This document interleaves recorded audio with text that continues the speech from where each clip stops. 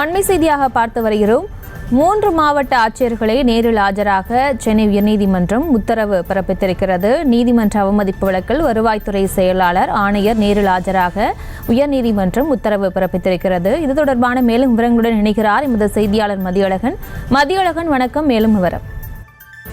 TNPSC மூலம் தேர்வு செய்யப்படும் அரசு ஊழியர்களுக்கு மதிப்பெண் அடிப்படையில் தான் பதவி உயர்வு வழங்க வேண்டும் என சென்னை உயர்நீதிமன்றம் தீர்ப்பளித்திருந்தது. இந்த தீர்ப்பை எதிர்த்து தாக்கல் செய்யப்பட்ட வழக்கை விசாரித்த உச்சநீதிமன்றம் உயர்நீதிமன்றத்தினுடைய தீர்ப்பையும் உறுதி செய்தது. ஆனால் கிருஷ்ணகிரி, செங்கல்பட்டு, காஞ்சிபுரம் மாவட்டங்களில் இடஒதுக்கீட்டின் அடிப்படையில் துணை தாசில்தார்களுக்கு தாசில்தார் பதவி உயர்வு வழங்கப்பட்டது. இதை எதிர்த்து செங்கல்பட்டு மாவட்டத்தைச் சேர்ந்த துணை தாசில்தார் எஸ் ஸ்ரீனிவாசன், கிருஷ்ணகிரி மாவட்டத்தைச் சேர்ந்த துணை தாசில்தார் வேலு உட்பட பல்வேறு துணை தாசில்தார்கள் சென்னை உயர்நீதிமன்றத்தில் மனு தாக்கல் செய்திருந்தனர்.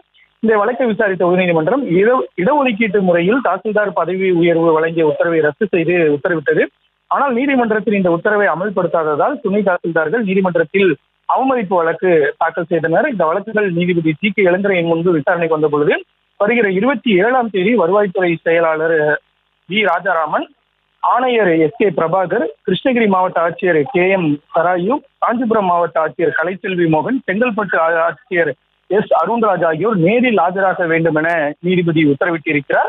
மேலும் அன்றைய தினம் அதிகாரிகள் நேரில் ஆஜராகவில்லை என்றால் அவர்களுக்கு எதிராக பிடிவாரண்ட் உத்தரவு பிறப்பிக்கப்படும் என்றும் வாய்மொழியாக நீதிபதி எச்சரித்தார்.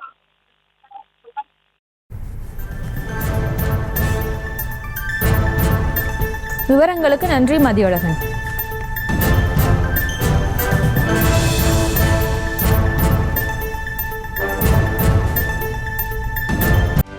செய்திகளை உடனுக்குடனும் துல்லியமாகவும் தெரிந்து கொள்ள சப்ஸ்கிரைப் பண்ணுங்க.